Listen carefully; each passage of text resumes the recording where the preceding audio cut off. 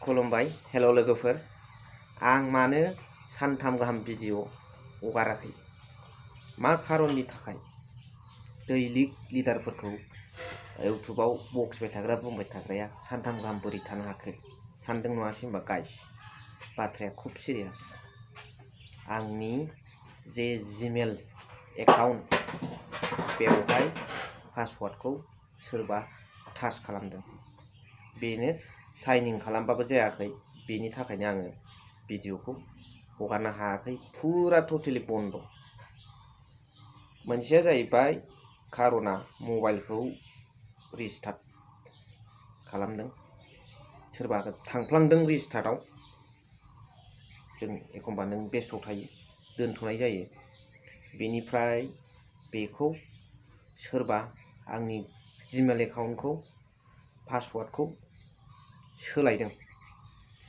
OTP मोनबानोथ' गासिखौबो सोलायजोबनो हायो नङा होमबा हेक खालामजोबनो हायो फेसबुकबाबो दा मोनसे बुस्थुआव आङो OTP खौ सिम्पोल बुस्थुआव शेयार खालामफ्लांदों आं बेखौ मख'ला बेनिफ्राय बेनि दारैनो आङो जादों बादि सानदों बेनिफ्राय आङो इउटुबफ्रावबो सार्च खालामनानै नायजोब्बाय नलेज लाजोब्बाय बेनि उनाव जीमेलाव जुदाखौ होनानै सेकेन्डारि होनानै मेसेज खालामहरफिनबाय बेयाव मोनसे बिथांमोना एसे साजेसन होबाय बेनिफ्राय 48 घन्टा टाइम होबाय आङो बे 48 घन्टानि उनाव नै दासो बावाखै गेंबाय आरो बेखौ बेनिफ्राय 2 स्टेप भेरिफिकेसनखौबो आङो सिगां खुलिजेननायावथ' नों थाल लाबोआखिसै मा खालामनांगौ मा मानांगौ बेफोरनि फारसे खुनु नलेजआनो गैखायामोन नालाय लासै लासै दा प्रब्लेम मोननायखायसो बेबादिबो जायो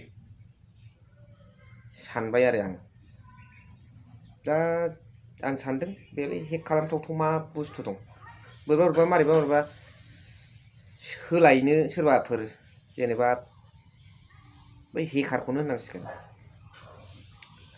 नाजालाबायदों नामा सोरनिखौबा नागिरनायाव गिदिर चेनेलफोरखौ नागिरनायाव आंनिखौ बोरैबा थुफ्लांखो ना माखोसोथाय जिखुनु जाया बे खारननि थाखाय खुनु आंना गेङाखै आरो मबाइलनि इउटुबबो जेखि आं मोनसे बे जीमेलजों सालायोमोन नालाय बांसिन ओमफ्राय जुदा सेकेन्डारि ओमफ्राय लानांबाय आङो ओमफ्राय बेजों इउटुब चेनेल मोनसे खुलिफ्रामबावबायसो आं जाना जाला साननानै दा बेनिफ्रायसो सौग्राव सौसि जानायखाय प्रपार नलेजखौ एसे मोनबाय आरो स' एबारनिफ्राय होख्लायफिनसै मानिला फैसा खामायनायजों खोथा गैया आंना बुंनांगौ नोंथांमोनजों शेयार खालामलायनांगौ खोथा बाथ्राखौ स' जोबोद गोलाव बेबो मोनसे बिराद सिरियास खोथा दा लोगोसे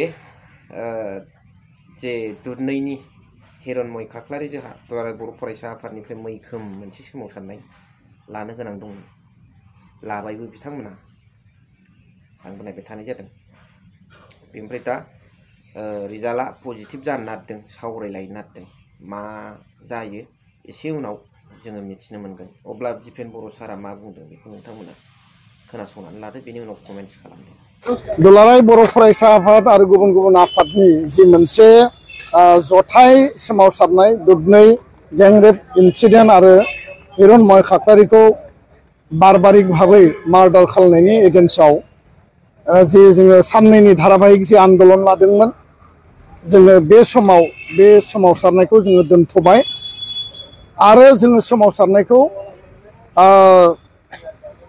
आबुङै जोङो उइथड्र खालामाखै बेखौ जों दोनथ'दोंसो कारन न्याय बिसार जे बिसार प्रक्रिया जि जास्टिस बे जिहेतु माने सिस्टेमेटिकेलि सम लायो बेखायनो जोङो फास्ट ट्रेक कर्टआव गोख्रै खम समनि गेजेराव न्याय होनांगौ फासि होनांगौ बा माने डेथ पेनाल्टि होनांगौ होननानै जोङो दाबि खालामदों दा दोनथ'नायनि गुबै जाहोना जाबाय दहाय फुंनि समनिफ्रायनो मानगोनां आसामनि गिबि मन्त्रि डक्टर हिमन्त बिश्व शर्मानि डाइरेक्सन निर्देश बायदियै आसामनि मन्त्रि पीयूष हाजरिका आसामनि मन्त्रि जयन्त मल्ल बरुवा बिथांमोना जोंजों टेलिफनिक कनभारसेसन 3 टाइम्स खोलोबथाम लेभेलनि डिसकासनजों जों बिथांमोना रायज्लायहरदों आरो बे बेलायाव बिटिआरनि मानगोनां चिफ प्रमद बर' बिथाङाबो गासै बे आन्दलन न्याय बेबस्था सरकारनि एक्सननि सायाव बिथाङाबो एक्टिभलि खामानि मावगासिनो दङ सावरायबाय थादों आरो आसामनि मन्त्रि उरखाव ब्रह्म बिथाङाबो दाख्लै बिथाङा माने बिनि सायाव खोथा बुंदों आरो नैबे सरकारनि इनिशिएटिभ एक्सननि सायाव बिथाङाबो गिबि मन्थ्रिखौ प्रेसार होदों।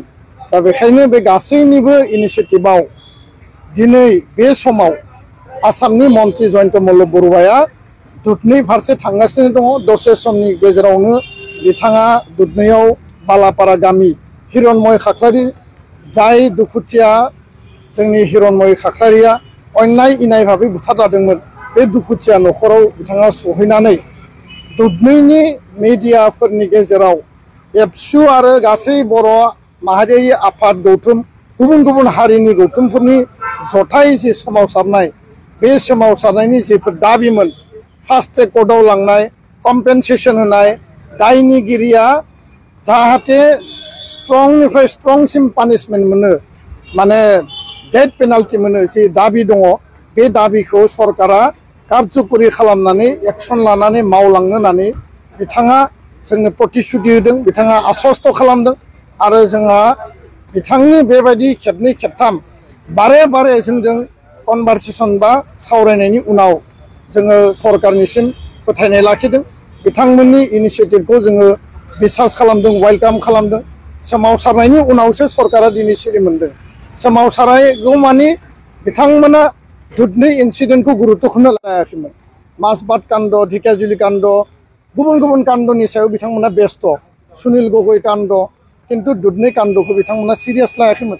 दिनै बिथांमोना सिरियासलि लानानै बिनि थाखाय फिजिकेलि दुधनैयाव थांनानै आफादफोरजों गौथुमफोरजों रायलायनाय आरो हिरण्मय खाख्लारिनि न'खराव थांनानै जोंनि दाबिखौ गनायना लानायनि गेजेरजों मावफुंनायनि थाखाय बिथाङा प्रतिश्रुति होदों। दा बेखायनो जोङो सोमावसारनायखौ दोनथ'बाय। सोमावसारनाया उननि समाव जिकुनु पर्यायाव जाफिननो हायो जुदि जोङो राइट टाइमाव जास्टिस मोनाब्ला आरो दायनिगिरिफोरा जुदि बोरैबा आयेननि माने बेबस्था लानानै जुदि बिथांमोना गनायनि लामा लायोबा बिनि बिरुद्धै जोङो सोमावसारगोन। जोंनो जास्टिस नांगौ आरो जोंनि सोमावसारबाय थानाय समावनो मैयानिफ्राय जोङो दिनैसिम लागातार साननै सोमावसारबाय। मैया हराव माने दिनै थांनाय मोनायाव हिरण्मय खाख्लारिखौ बुथारग्रा आरोबाव सासे दायनिगिरि, सानै दायनिगिरिया खारखोमानानै दंमोन। सासे दायनिगिरिखौ मैया एरेस्ट खालामदों आरो गुबुन सासे दायनिगिरिखौबो एरेस्ट खालामगोन होननानै पुलिस प्रसासना खोथा होदों।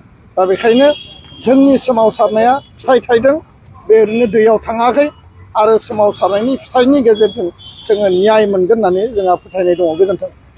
स' भिडिअखौ फोजोबनायनि सिगां मोनसे खोथा, जायफोर बिथांमोना निउ क्रिएटर्स गोदान इउटुबारफोर फैगासिनो दं बिथांमोननि थाखाय खुब साबधान। सोब बुस्थुखौनो पासवार्ड थासवार्ड हायोब्ला बांसिन पासवार्डफोरखौ लेटार्सफोरजों होनो नाङा। फिंगार प्रिन्टफोरजों होयोब्ला खुनु बावहाय सोमावनो हाला। बे आरो आं एसे एनै जा मोनदांनाय बेखौ बुंहरबाय। ओमफ्राय बेनिफ्राय एक्सपार्टफोरजों कन्टेक्ट खालामनांगौ, नलेज लानांगौ। दिल्लीफ्राव मुम्बाइफ्राव बिदि गोजान गोजानाव थाग्राफ्रा बिराद एक्सपार्ट थायोना, बिसोरनाव बै मबाइल नाम्बार, बिसोरथ' रायलाया, बिसोरनि माखासे खामानि मावग्रा मबाइलाव एक्टिभ थाग्राफोर थायो, बिसोर बेथन होनानै दोन नालाय बिसोर रायलायहरो, खोन्थाहरो हानायमानिखौ साजेसन। ओमफ्राय बिसिनावबो नों आंजों अटिपिखौ सेयार खालामनाङा आरो। जाय हक दा फैफिनबाय आङो नोंथांमोनजों लोगो लालायफिनसै, खोथा बाथ्रा सावरायलायफिनसै। स' अब्ला भिडिअखौ एसेखिनियावनो फोजोबथ'बाय। Thank you for वाचिं।